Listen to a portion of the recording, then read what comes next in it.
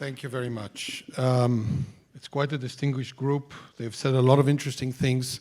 Just a quick rejoinder to the point, the last point was made by Professor Walzer, to say that Israel's drone strategy, drone employment strategy, was always far more restrictive than that of the United States, and primarily because of ethical and legal issues more than prudential ones, because at the time we were the only ones who possessed that capability. And it was in many ways sorry to see how we got criticized for that very restrictive policy, while others had employed a much more liberal policy, sometimes actually joined in that criticism. But now to the point that I wanted to cover. I want to try and explain why I think we are living in a world that looks different than the classical wares of warfare. I will relate a little bit to some of the points that Edward Luttwak had talked about. I want to talk about the trends and some of the implications.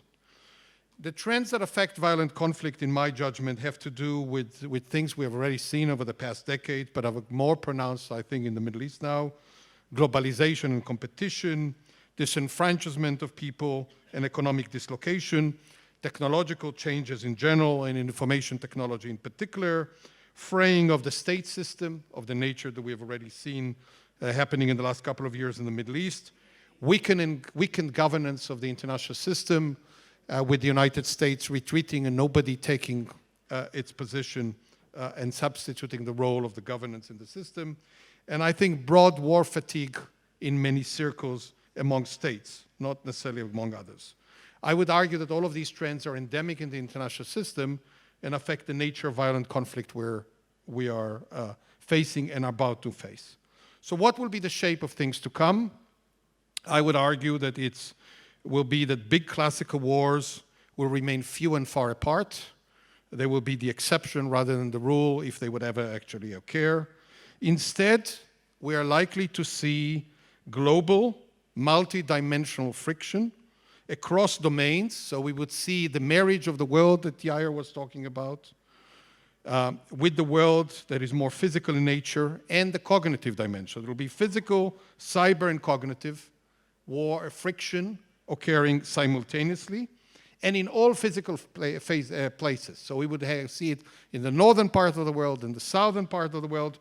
Perhaps the point to make here, we will see much more at sea, even in areas that used to be covered by icebergs and which were uninhabitable and unusable are becoming increasingly points of friction. Friction will be constant, but will vary in intensity. Yair had talked about the number of cyber attacks that are taking place on a daily basis and so on, but nevertheless, he has also talked about the peaks surrounding specific events. I think that holds true overall. And perhaps the best analogy to capture this is to a chronic disease that experiences occasional flare-ups and times in which it subsides, partly based on the medication applied, partly based on the natural immunity and so on. At least some of the conflicts will have the nature of civil wars, and those civil wars will tend to suck in the non-combatants, will tend to suck in the neighbors, will tend to suck in some others that have stakes of one kind or another in the region.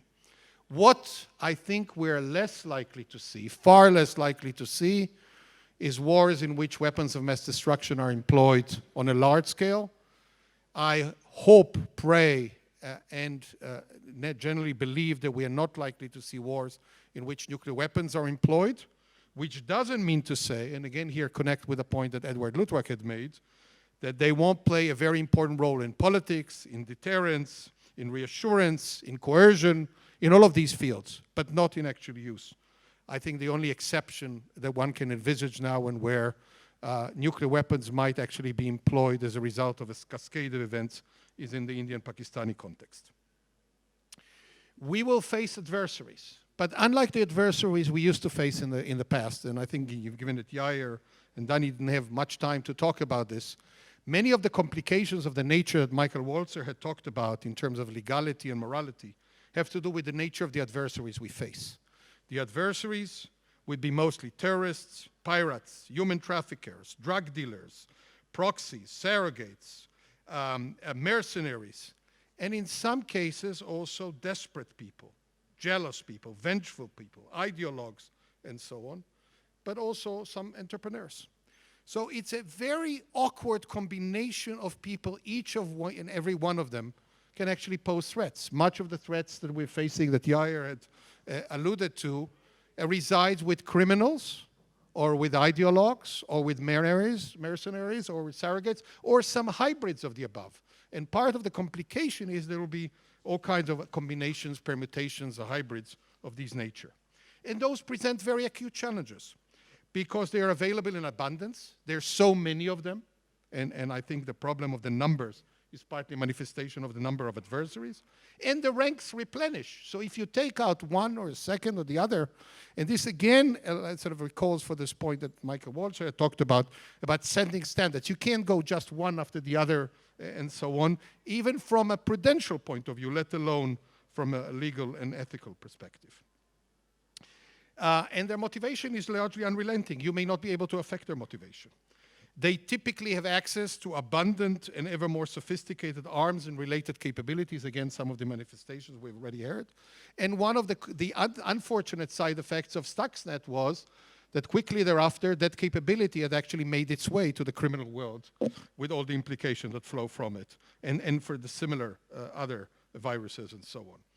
Many of the assets and capabilities are standoff. We already see this with Hamas and Hezbollah.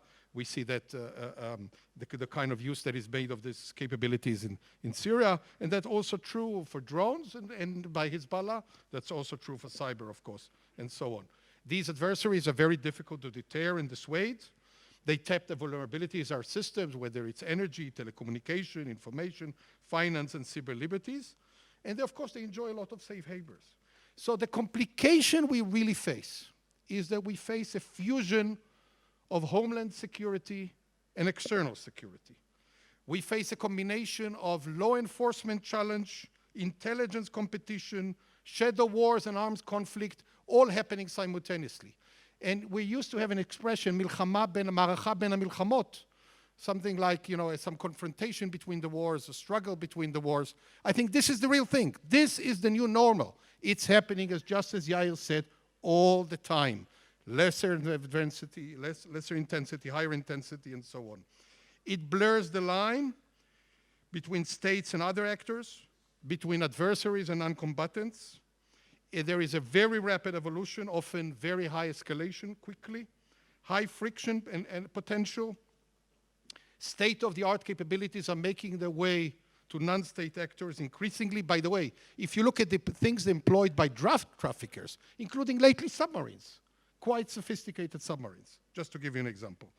And finally, no single battle or operation is proving decisive. This is an ongoing struggle which is very difficult to win, certainly in the victory that we've looked at, but also to suppress it. So the challenges are that we don't have good global governance to deal with these problems. The laws and the ethical standards have to be revisited, and I think that's what Michael had contributed greatly to. We're living in conditions of volatility, complexity, and uncertainty, which is very stressful and challenging. Budgetary realities make all of these problems even bigger to deal with, and I think Edward Luttwak has already referred to this. The dilemmas of when actually to use physical force is very difficult. Sustaining public support, legality, morality, ethics, and so on are all the more difficult in this shady world that we're living in. Thank you.